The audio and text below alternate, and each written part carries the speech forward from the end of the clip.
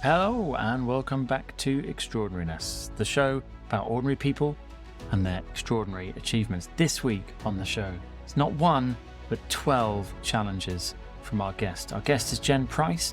She is an army officer come out to a crossroads in life and decided to take on 12 extreme challenges in 12 months to raise money for the Veterans Foundation. So I caught up with Jen today to discuss how on earth she ended up doing such a crazy challenge. Why don't we start by you telling us about the challenge and what it involved?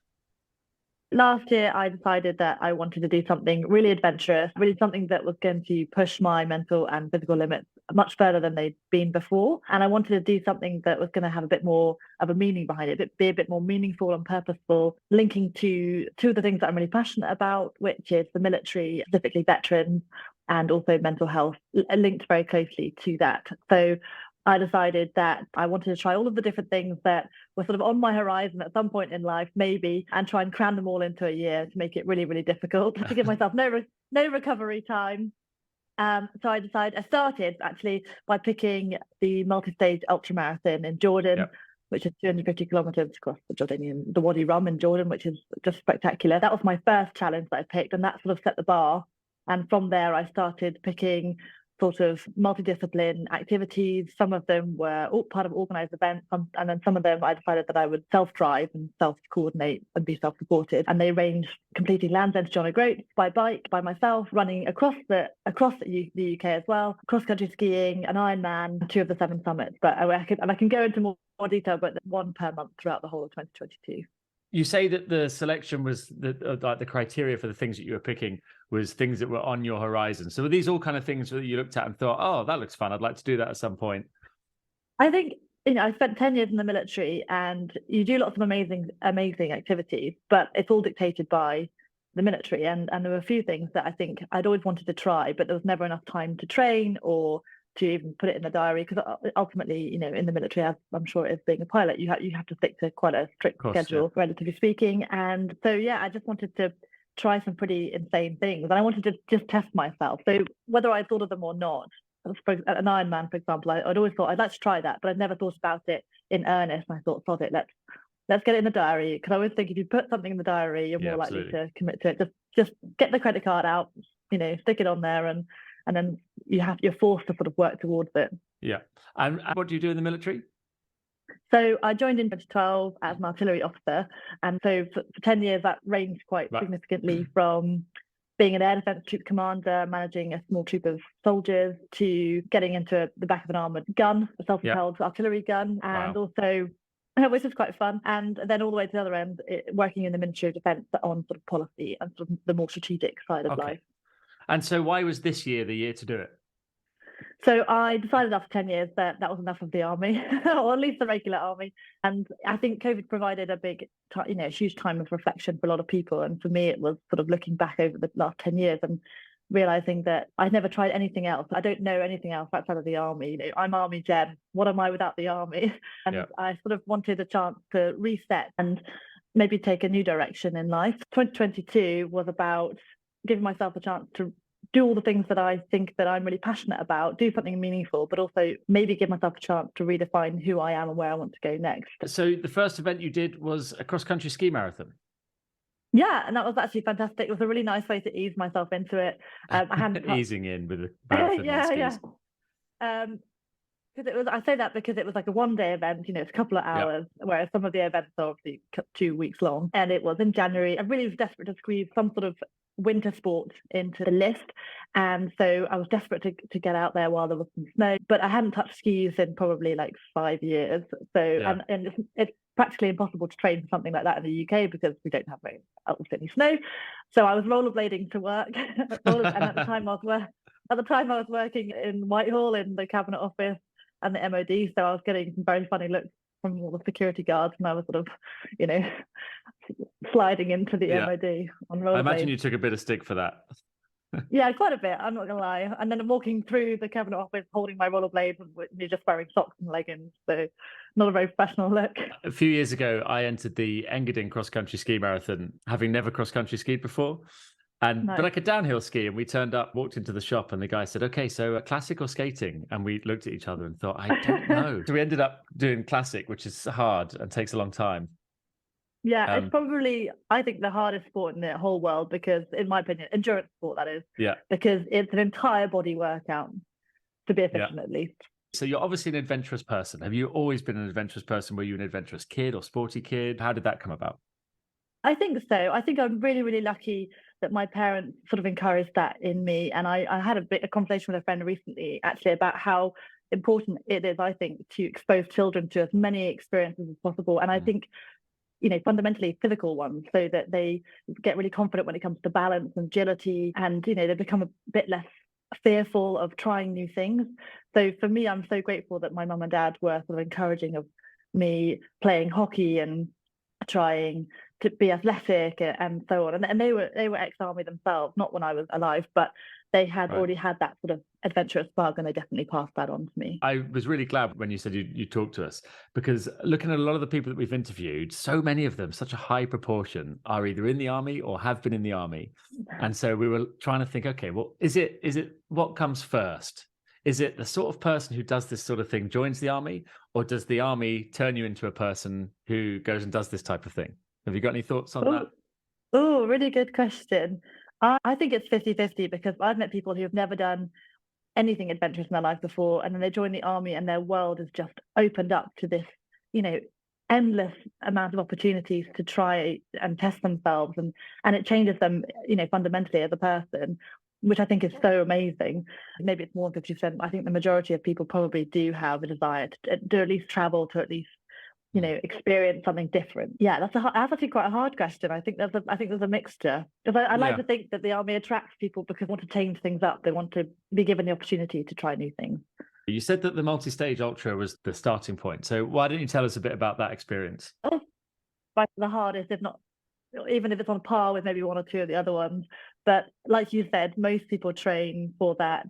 They put that one thing in the diary and they train for it an entire year. That for me was number 10 by the time I got to it. And I definitely paid lip service to the training and, and the research required. And I just went to Tesco's and bought some jelly and some cereal bars and hoped for the best. Yeah. Having done a few sort of 15K runs in the UK, because there just wasn't enough time between challenges to fully commit to long distance running. And I definitely paid the price, because I think it was, the second day, I could already feel that my body was just piling in with the heat. I've never been good with heat. I'm much better on cross-country skiing in -20. Give me that any day. But 40 degrees in the desert and running, for 6-7 hours straight, and then again the next day, and then 14 hours the next day. By the time I got to day 4, I think I woke up and I just thought I've had 6 hours sleep, which seems okay, but having run over 150, I think 170 kilometers at that point straight, not showered, not really eaten properly, feeling sick every day because I just couldn't handle the heat, couldn't get enough fluid down, couldn't get enough, the electrolytes were making me feel sick. So everything was just sort of piling in. And I just remember between checkpoint 1 and checkpoint 2, I just thought, I don't want to be here anymore. Like, why am I here? I'm not in the army anymore. Why am I suffering? I'm putting myself here. Like, why? And I just thought, you know what? I was looking at my clock, and to be fair, you get a bit delirious when you're not operating at max capacity, and I couldn't quite work out. I couldn't do the maths in my head as to whether or not I would make the timing cutoff. So I got to checkpoint 2. I thought, look, I think I'm done. I think I'm done for today. Like, this is ridiculous. I'm not happy. I can't eat, can't drink, and I'm just going to make myself ill. And I got to checkpoint, had a big cry with the checkpoint crew, and I saw the last guy come through with 2 minutes to spare from the cutoff, and I thought, okay, I think I probably could have kept going, but there's a big chance that on the 3rd and 4th checkpoint, I wouldn't make it. So why don't I just make a bold decision, get over the shame, and we'll try and get over the shame of pulling out and try and re-enter the next day, because you're allowed to have one day pass. That's interesting that you use the word shame for, not carried on past 140 kilometers or whatever that you sort of got to. So how do you feel about that looking back at it? I think it was something I really took away in terms of a learning point, because I basically was gutted. I got to challenge 10 and having basically completed every single one of the challenges so far. yes, I'd never aimed to win any of the challenges. I'd never aimed to break any records. It was just about completing each challenge to the best of my ability. And I got to challenge 10, I was breaking. And for me, that was really difficult because I've never really failed at a physical challenge before, which I think is a really healthy thing to do. People always talk about why failure is important. And that's why I think, looking back, I tried to do all these things. I wanted to push myself. I wanted to learn from these experiences. I wanted to get something really like meaty from this that was going to help me develop me as a person. And yeah, so I think that in that moment, I realized that no one else cares more than me about the situation. Like, it's only me making myself feel bad. The crew were, the volunteer crew there were incredible. They sort of took me under their wing, gave me a bit of their lunch, and then drove me back to camp. And I just had to get over the fact that I was there at the same time as the elite runners. And they sort of looked at me like, "Oh, did you do really well today?" And I was like, no. I'm here early because I pulled out. And I did sort of sit in one of the tents and hide for about 10 minutes, and then I thought, no, Jen, come on, get out, go and talk to them. Just go. It doesn't matter. It doesn't matter. Get over it. No one else cares. It's just you and your own ego that's making you feel this way. But yeah, that was definitely tough. A fear of failure is something that's come up a lot with a lot of people that we speak to. And one of the things that tends to run through as a thread is that it stops people from doing a lot of things, and recognizing, like you say, that really the only person who cares is you, and saying, well, actually, I'd much rather go out there and do it. And especially an adventure like that in Wadi Rum, which I imagine was just jaw-droppingly beautiful. What an experience to have. And whether you sort of drop out of, I don't know, 20K of the whole event, it doesn't really change what it is that you've achieved. But people won't do it because they're worried about failing. Definitely. And I think that's totally a valid mindset to be in, but it's such a shame that holds people back. And I think I've learned now that I might even push myself back much harder because that fear has kind of gone in a way, because no one cares. And actually, what was really nice on the very last challenge, which I'd love to talk to you about, is I was hiking. So this is Aconcagua. Aconcagua, which is the highest mountain in South America, which again took that one, paid lip service to that one as well. I thought, it's not technical, I'll be fine. It wasn't even any snow, but no, it's a big mountain. Let's be honest, it's the highest mountain. How high is it?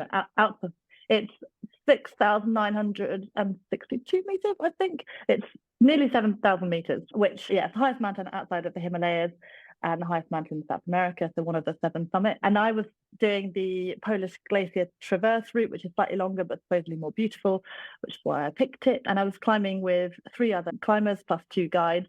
And one of the climbers, a guy called Paul, who was a Kiwi, a New Zealander, 55 years old, 2 months ago had a motorbike accident, stripped half the skin off his legs.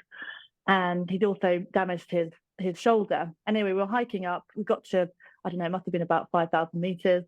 And he helped someone get up and pulled his arm out of its socket, so dislocated his shoulder. Managed to pop it straight back in again, but obviously was an absolute agony then from that point forward. So couldn't really carry his own bag, and ultimately was just, mindset-wise, was no longer on the mountain. And I remember seeing him stood there looking out at the mountain. I could tell from the shape of his, the way he was standing, that he was really upset, that he was thinking he wasn't going to make it because he'd done this stupid thing where he just pulled his shoulder out. And I just walked over and I said, "Are you all right, Paul?" And he just burst into tears. And I thought, oh God, okay, I think we should go and just sit and look at the view. Let's go over here. Let's go away from the others and sit down. And I remembered having a discussion with him, and I just said, "Look, Paul, this is something I've learned this year. No one else cares except from you. No one's judging you.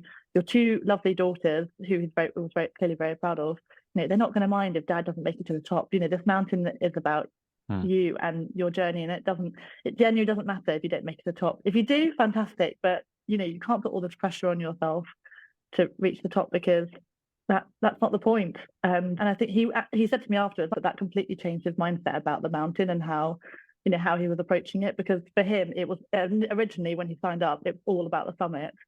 And from that point forward, he thought, you know what, I'm 55 years old, I've had a motorbike accident, I'm injured, and it doesn't matter, and I'm here and I'm still trying, and isn't that amazing? So yeah, definitely.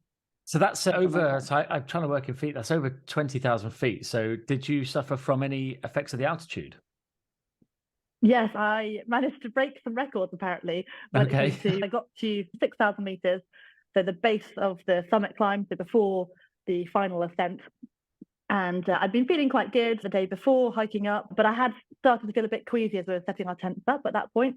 So I thought, I'll just go I'll go lie down and rest, because normally that works. You just lie down, lots of deep breaths and composure, and normally, things level out. But I woke up about 5 hours later, completely delirious. I couldn't finish a sentence. My tent mate started panicking because he was doing things like asking me where my food bowl was. It was right in front of me, but I didn't acknowledge it, and I kept saying something like, just go get food. And he said, Jen, where's your food bowl? Where's your food bowl, Jen? And then he would say, drink some water. And I'd grab my thermos, which is boiling hot water, and try and drink straight out of it rather than pouring it out. So he had to grab it off me. Then he passes the water and I drop it, of which it would then immediately freeze all over the bottom of the tent. So I was just completely piling in. My tent mate went to go and tell the guides that I was having a bad time. They just sort of dismissed it to begin with and said, oh, this happens all the time. Just make her drink some more water. So my tent mate came back to the tent. And then at that point, I managed to vomit into my own hand. I did actually have the sense to sort of manage to throw it out the tent. So I was thinking, oh God, this poor guy does not want my vomit everywhere. Because I was sort of out of body experience. I could tell that something wasn't right, but I couldn't function. And at that point, he ran to go get the guides. And one of the guides came in and grabbed me by the arm, dragged me out the tent, threw me into the sort of guide tent, tested my blood oxygen saturation, and it registered at 28%. Basically anything below 90, you're supposed to go to hospital. So I was basically going on this very sharp downward trajectory, and had they not been able to give me oxygen, then ultimately I was safe, because there was oxygen, there were guides, there were other team members. I was not worried in that regard. But had I been on my own, there's no way I would have been able to pull myself out of that position. I was just going down, basically.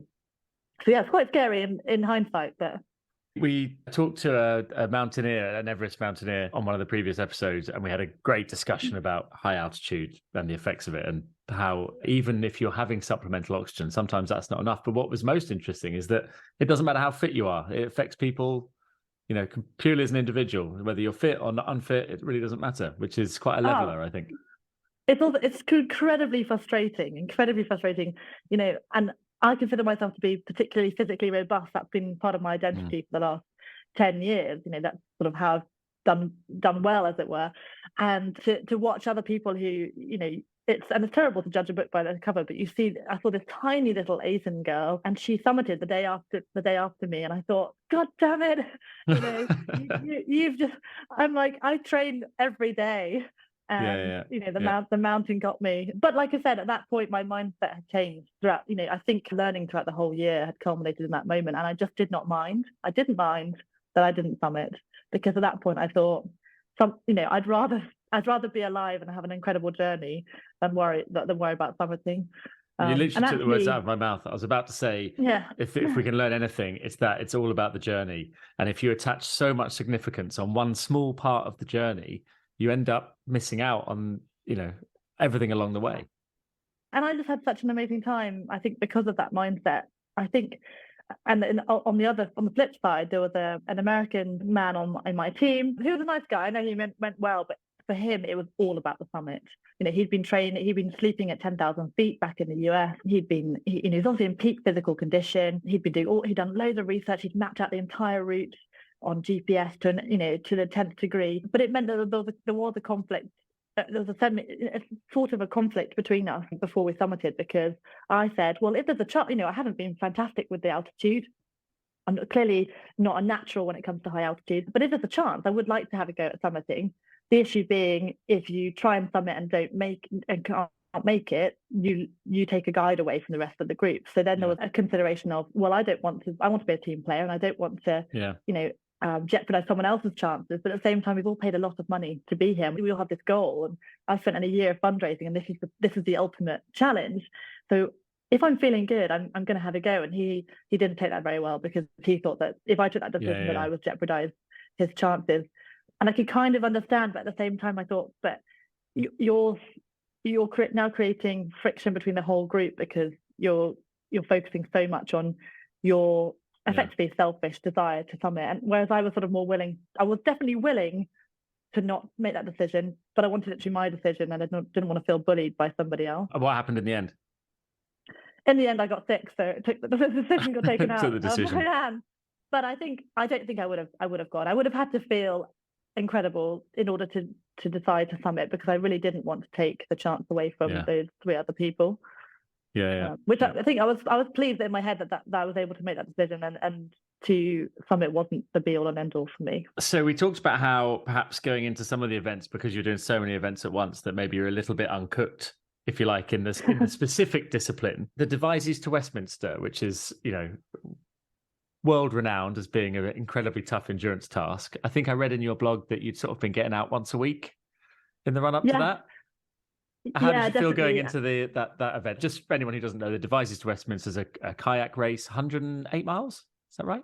It's supposed to be 125, but last year it was shorter because they couldn't finish in the usual finish COVID. Spot. Yeah. And so, you go downstream from Devizes to Westminster, as the name implies. Along the River Thames. So it's an amazing race. In the canoeing world, it's extremely famous. People come from all over the world. They enter on canoes, Indian canoes, kayaks. You can do it as an individual, but you do it over 4 days, or you do it as a double, and definitely try and do it basically in 1 day. There is a cutoff. I believe it's something like 28 hours or something, and you have to do 77 portages or locks. So because sections of it are effectively canal-like, and that means that you have to get out of the canoe, throw it on your shoulder with your paddle partner, run around the lock, and get back in, and off you go. And also these canoes are relatively unstable. The idea being the more unstable they are, the sort of more streamlined, the faster you go. But yes, I decided to pick it because it's something that I've been aware of for a long time. The canal and the river goes quite close to where I live, and I managed to find a friend who was willing to jump in a canoe with me or kayak with me and do some training over the winter, which was pretty miserable. But between her work and my work, it was quite difficult to find the time. They recommend that you train 2 to 3 times a week throughout the winter in preparation for the race, and we were lucky to get 1 session a week. We also had to try and get in night sessions. We had to practice being fed by our crews, because you have to have a support team that follows, that leapfrogs, two support teams that leapfrog you all the way along, because obviously you're holding onto a paddle, so it's next to impossible to feed yourself as you're going. So how do they feed you? Yeah, they literally put food in your mouth.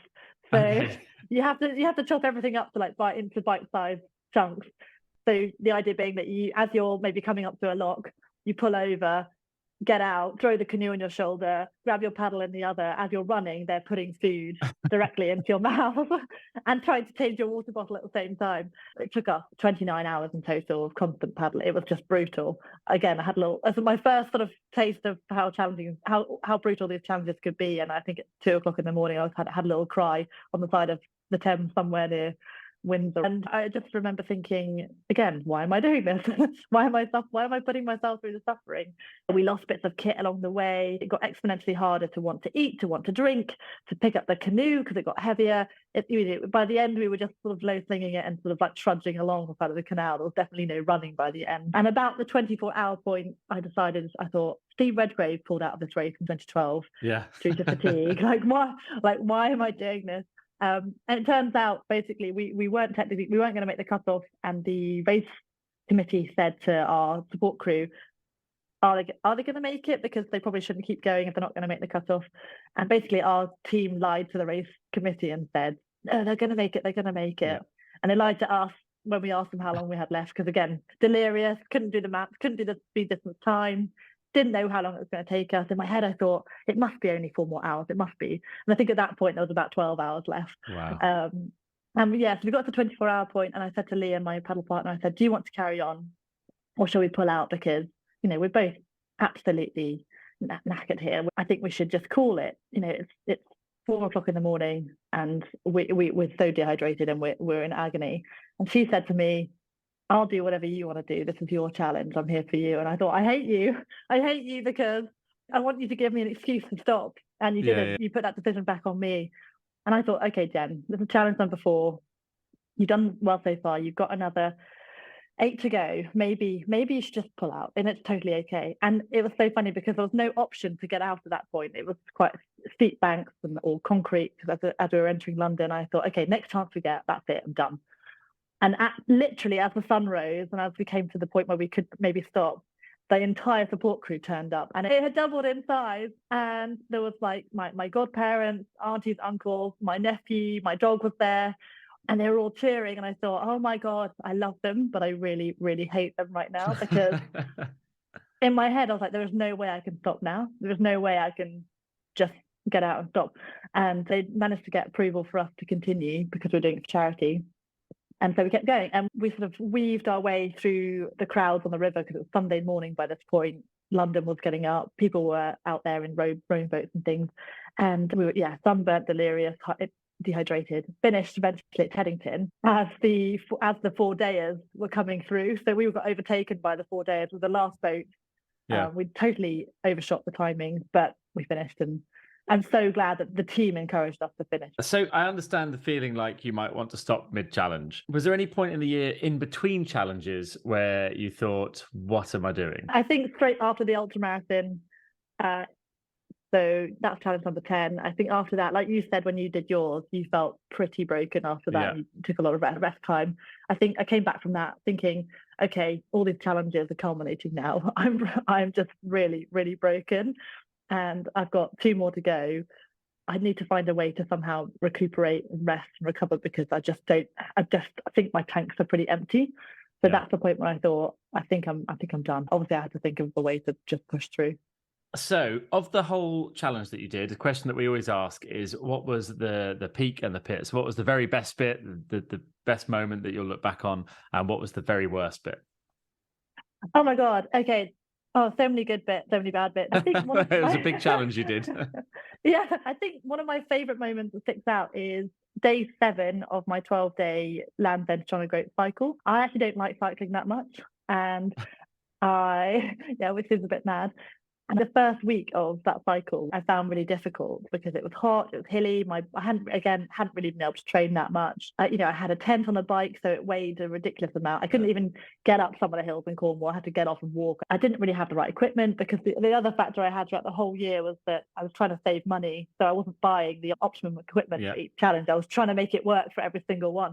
Whatever I wore on the ski race, I wore on the canoe race, and so on, which wasn't ideal. But I got to day 7 of the cycle, and I was cycling from Carlisle to Edinburgh. And I got up super early because I was trying to make a radio interview in Edinburgh with one of the British Forces radio services. And it was freezing cold, but I made it into the Scottish borders, and something in me just clicked. And I just thought, I'm actually enjoying myself. Like, this is amazing. Like, the Scottish borders were just beautiful. I hadn't seen anybody in about 8 hours.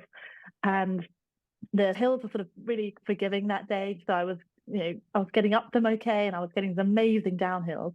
And I just had this real sense of being in the present and genuinely enjoying the moment. And I just felt so empowered. And I hadn't felt that empowered in years. I just thought, Jen, you're doing this. You're doing it on your own, which you probably haven't done anything by yourself like this in years, because in the military, you're always in a team or in a squad, and you've always got that support network, but you're completely alone out here, and you're camping on your own, and you're doing this. And I was so proud of myself, and I just thought, and I'm raising money at the same time for charity, and I just felt really good about myself, and it's just nice to have that such a positive moment. Very impressive. Your pit. Worst moment or 2, probably. You can give me 2 if you can't decide. Yeah. Well, I think I probably already covered them, but it was the 4th day of the ultramarathon where I just felt like I didn't want to be there. I had a big cry. Or it was that 2 a.m. on the canoe race where the first time I just felt like I was in a lot of pain. So as we said at the beginning, your Instagram and your webpage is Jen Evolves, and you wrote a Xander letter. Could you explain what that is? And then looking back, how do you think you've changed, you've evolved? And how did that match up with what you expected? That's really interesting you asked, because I thought recently that I should go back and read. I came across it because I think a friend pointed it in my direction, and I thought, isn't this a good way of basically positively reinforcing your intentions for the year? So basically the idea is you write a letter to yourself as if you're in the future. You write a letter to yourself saying how you did things and how you did really well, and what it was you wanted to achieve and how you were going to achieve it, so your means.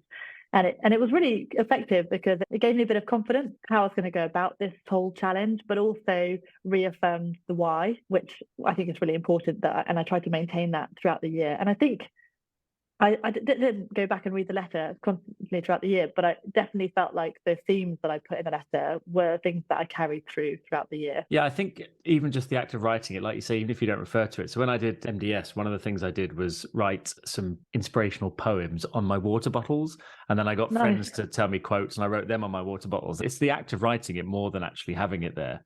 But I think it's that contemplative time that you spend writing. So in your case, your Xander letter, the why is really interesting. A lot of people probably don't really dial into why they're doing these things. We just go, oh, this is a good idea. But it's probably quite a good thing to drill down on. Yeah, and I think my why, there were multiple reasons why, and I think it changed a bit in terms of which one was weighted. So was it to raise the charity and the cause, to help me define myself? That sort of weighting changed throughout the year, because when it was going really well on the publicity side of the charity, I could then switch to, okay, well, how do I maximize this for my own development as well, my own challenge, and vice versa. So yeah, I tried to make sure there's a nice balance all the way. Last question then. Are you going to carry on doing stupid stuff like this? Perhaps not every month, but is it something now that you've got the bug? I also think it's really important to have contrast in your life. And I think you need to be working hard, then appreciate when you go and climb mountains. I found when I got back to Kilimanjaro, I didn't enjoy it as much as I should have done.